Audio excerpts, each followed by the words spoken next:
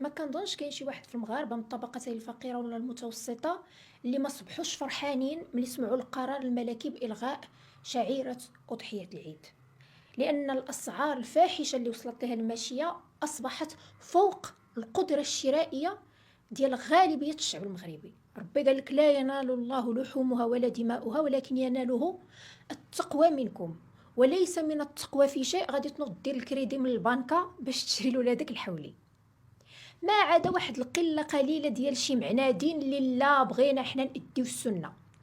واخا وليس من التقوى في شيء انك انت كتشوي الكبده وكل شي الحومه ديالك ما شراوش، وليداتهم كيشموا ريحه الشوا وانت بوحدك واكل شارب، ما عدا لا عندك شي فيرمه في شي عروبيه قداش وغادي تذبح وغادي تصدق داكشي على الفقراء والمساكين الله يقبل. ولكن تقول لي غادي ندير الشعيره ديال العيد في وسط من عمارات حتى واحد فيها ما معيد، ماشي الله يقبل الله يسر ولكن ماشي كاع هذا هو المشكل. المشكله في هذه الحكومه الفاسده المفسده الراعيه الرسميه للمافيات في جميع القطاعات.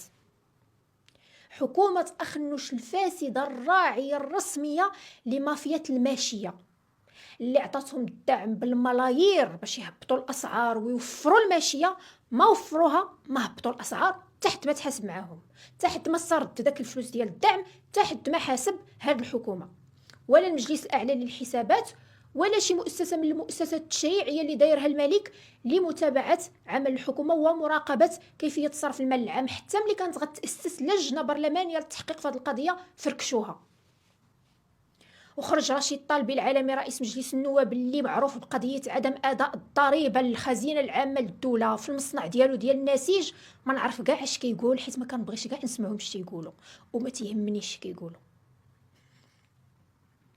حكومة أخنوش الفاسدة الراعية الرسمية للمافيات في جميع القطاعات حتى في الفلاحة.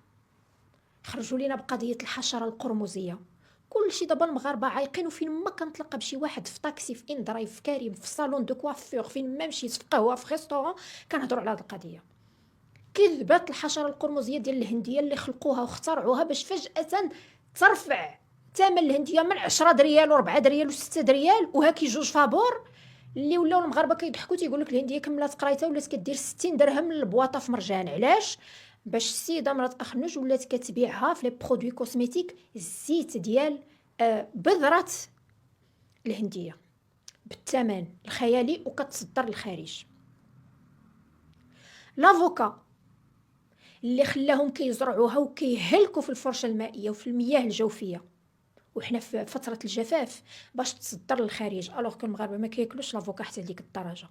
كياكلوا الدلاح في الصيف، والدلاح ما بقاو لاقين باش يسقيوه حتى ولاو كيسقيوه بالمياه العادمه. انا ما بقيتش كنقدر ناكلو، وشحال ديال المغاربه مرضهم. الحوت السردين اللي قلتها وكنعاودها، اللي في صغرنا كان هو ماكله المسكين، اللي ما عندوش، اللي عنده 10 دريال في جيبو كيدير نص خبزه بالسردين. دابا شكون كياكل السردين؟ حتى خرج هذاك مول الحوت ديال مراكش اللي عرى على ان كاين سوق سوداء في الحوت في المغرب، وخرج وزير كيهضر على اننا حنا المغاربه عمرنا ما ذقنا انواع وانواع ديال السمك اللي تصيد غير باش يتصدر للخارج، ماشي وجهنا حنايا. والا جيت نبقى كنهضر على كل غذاء من الاغذيه ديالنا في المغرب اللي تلاعبوا بها بالاسعار ديالها بالاسواق السوداء، خاصني ندير فيديو فيه ساعتين. هاد الحكومه اللي ما فهمتش كيفاش ما كتحاسبش بل وكتبورد وكدير التجمعات الخطابيه والانتخابيه قبل من الوقت ديال الانتخابات باش قالت لك بغات ترجع. انا في وسط من هذا الفيديو بغيت نقول واحد جوج كلمات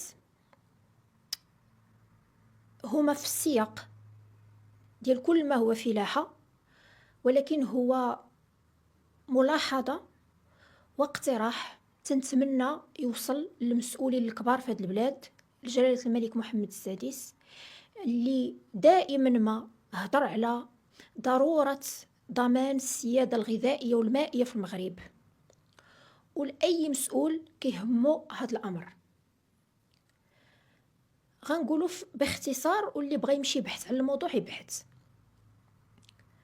خاص بلادنا كنتمنى من جلالة الملك محمد السادس يوصلوا هذا الاقتراح بأي شكل من الأشكال. خاص بلادنا دير بنك لتخزين بذور كل أنواع الخضر والفواكه والقطنية وكل ما يمكن تخزينه، لأن كاين احتكار عالمي غادي يتم في أعوام قادمة للبذور ديال الأغذية. وكاين بنك في واحد المكان معين في بلاد معينة معروفة بالثلج، كاين بنك تخزين كل أنواع البذور ديال الخضر والفواكه والقطنية والزرع عموما من طرف بيل غيتس، ومن طرف كنظن داخلين معاه البيدلبرغز، وما عرفت شكون داخل معاه اخر، عندي لائحه الناس اللي داخلين معاه، في مقابل انهم كيروجوا الفواكه وخضروات معدله جينيا ما فيهاش البذور، واللي الناس ولاو كيحلوا الدلاحه ويحلوا التفاحه وما كيلقاو فيها حتى شي بذره، يجي واحد النهار حتى واحد ما يلقى شنو يزرع. وكيف ما دابا غيكون تصويت على ان منظمه الصحه العالميه ستفوق قرارات الدول بشان الا جات شي بانديميك واحده اخرى او شي حجر صحي، حتى الدوله الا ما بغاتش دير الحجر الصحي على المواطنين ديالها، ولكن منظمه الصحه العالميه صوتات على ان خاص يكون حجر صحي، البلاد تفرض عليها.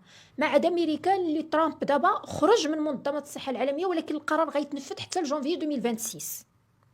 الوغ نفس الشيء بالنسبه لهاد المجموعات اللي تيخزنوا هاد البذور، في مرحله معينه غيولي القرار ديالهم كبر من قرار الدول، او هما اللي غيوليو محققين او كيحكموا في الغذاء.